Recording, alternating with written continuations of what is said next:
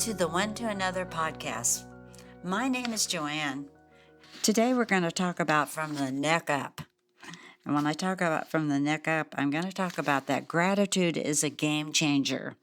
Gratitude is powerful. Gratitude can shift your heart. It can turn your gaze to what matters.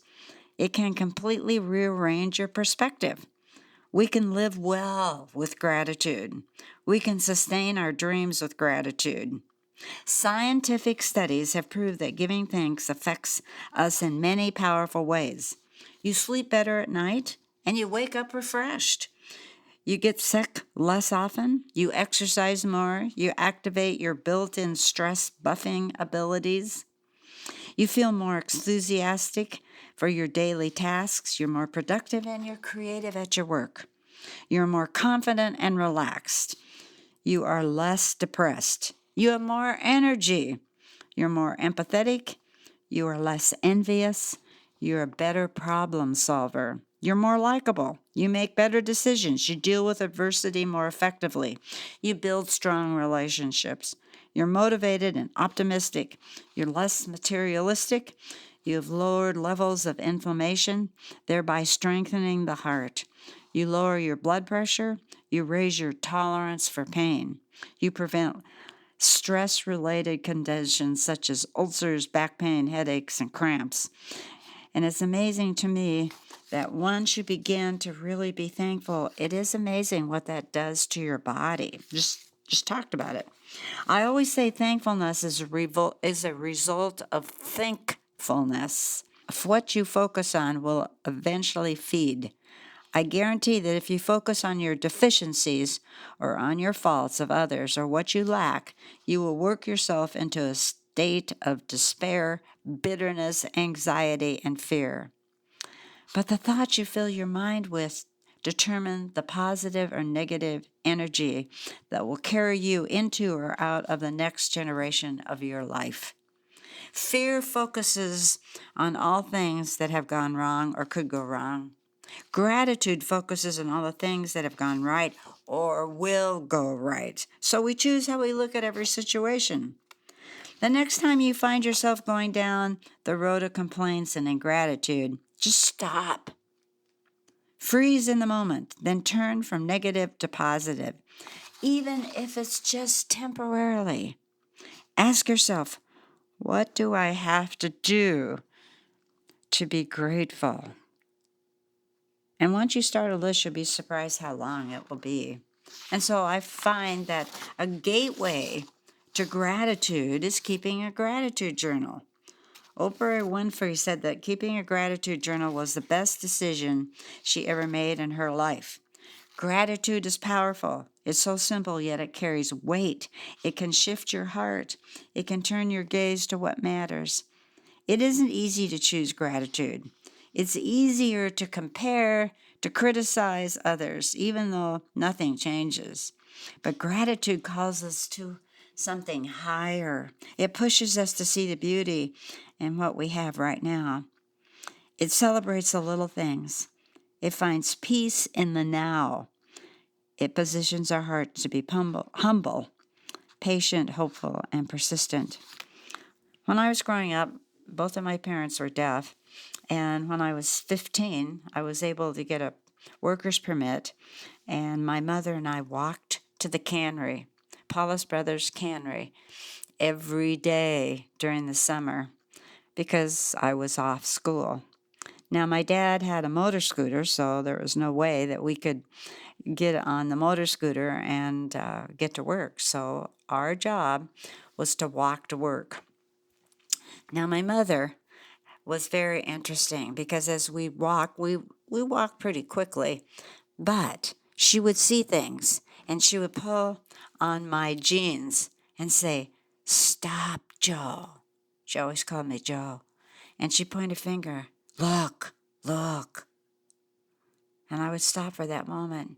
And she would see something growing out of the sidewalk.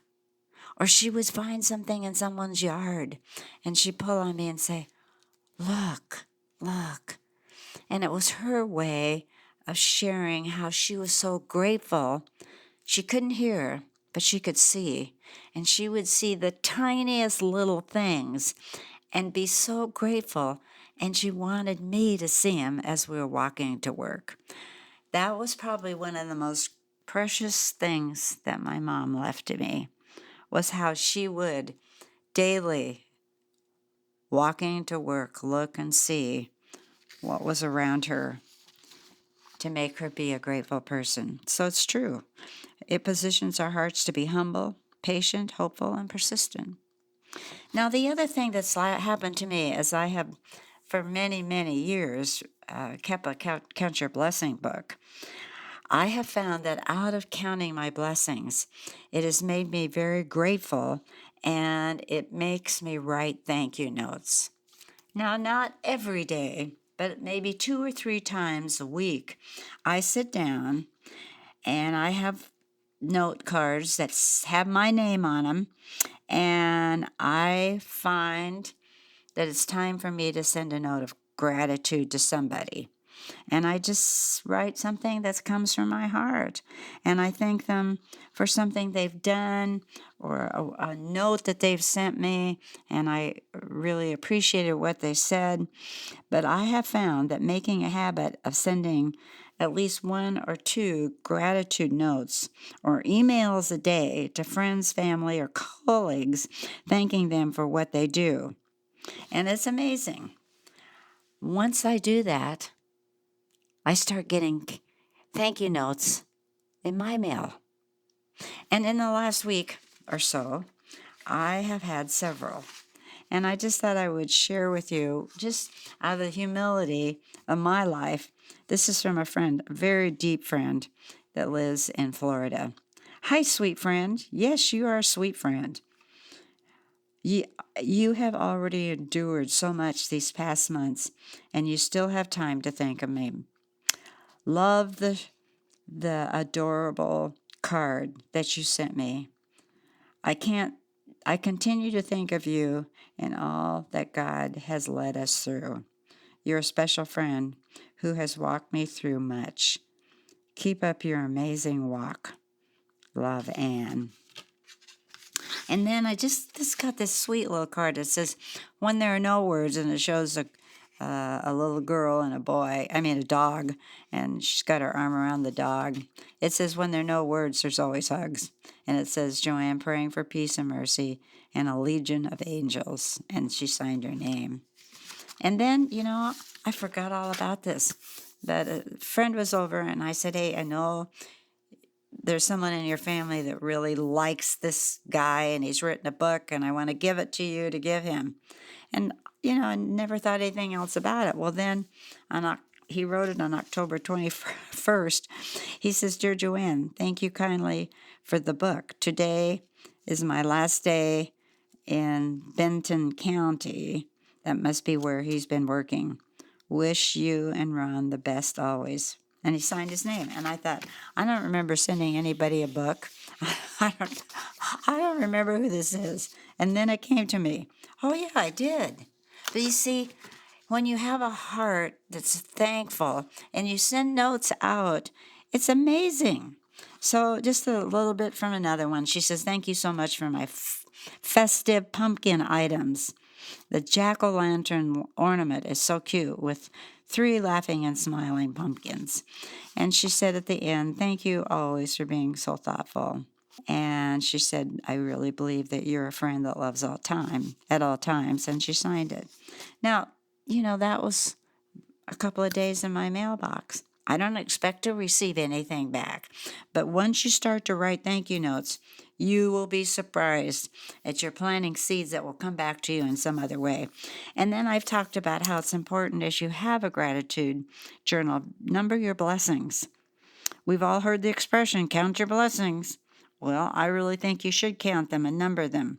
Take a moment daily or weekly, make a list of what you're grateful for, and write it down. Pick a number, 1, 2, 5, 7, and make sure you fill each number with something for which you're grateful. How about leaving a trail of happiness wherever you go? Remember, gratitude is acknowledgement of things received, a focus on what you already have. So no matter where your day takes you, practice gratitude. From your house to the restaurant, from work to home, from home to the grocery store. Be grateful and kind to everyone you meet. Thank the server who brought you food to your table. Thank a friend or your spouse for sticking with you for another day. Rather than taking the people for granted around you, thank them for the little things they do. I have found when I go to the grocery store, I purposely smile, and I am amazed at how many smiles I get back. And the last thing I'm going to suggest is that maybe you find a gratitude partner. You don't have to practice thankfulness alone. It does help if you partner up with a friend, a family member, a coworker. Every day, go over what you're both thankful for. It may sound corny, but the buddy system supports both people and keeps gratitude going. So, hey, today, no matter where you are in your grief, no matter where you are in your life, let's declare, today, I shift my focus from what I do not have to what I do have. I'm not a victim, but a victor. Life is happening for me, not to me. I will continue to look for the good in my life. I am free to be the best version of myself beginning today. So I'm hoping that you'll take one more step towards healing. Being a grateful person is worth it.